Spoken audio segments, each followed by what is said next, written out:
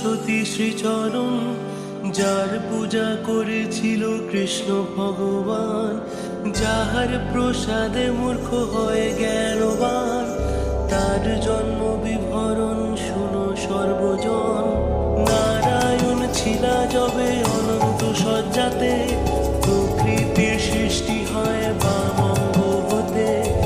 একই প্রকৃতি পরে নানা মূর্তি লয়, তারই অনুরূপ সরস্বতী যে হয়। যে বা পূজে যে বা স্বরে এই ভূমণ্ডলে, চারি বেদ সর্বশাস্ত্র তার করতলে। মাঘ মাসে শুক্লা পক্ষ পঞ্চমী তিথিতে, বিদ্যারম্ভ পূর্বে তারে পূজিবে ভক্তিতে।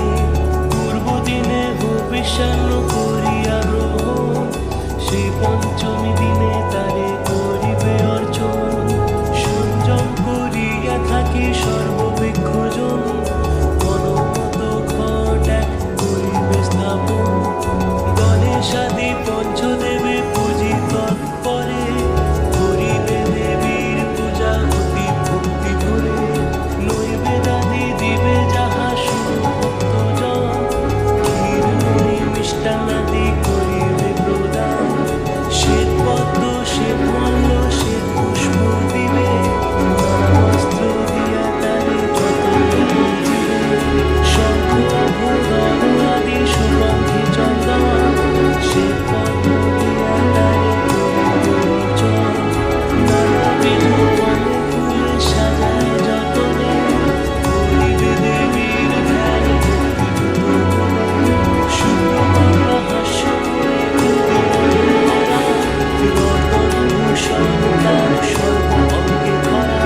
কোটি চন্দ্র প্রভা তিনি পরিধান, পরিধানে সে বস্ত্র সে পদ্মাসন। ব্রহ্মা বিষ্ণু আদি করি দেব অবমান, অর্চনা করেন তারে হরিহর। অষ্টাক্ষর মন্ত্র বাগদেবীর হয়, ভক্তি ভরে সাত মত জপ শুরু তাই। এই মন্ত্র যে জন জপে ভক্তি মনে, দেবীর বর পুত্র হয় জানিবে ভুবনে। সত্যযুগে এই মন্ত্র ভাগীরথী তীরে, নারায়ণ দিয়াছিল বাল্মীকি মুনিরে।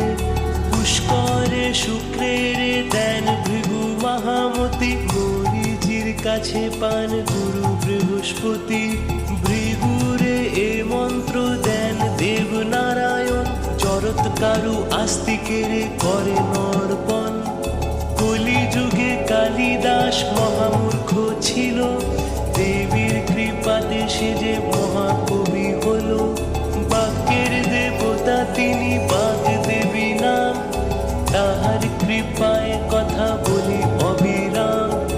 কামক্ষ যাহা কিছু সংসার ভিতরে, সকলই আশার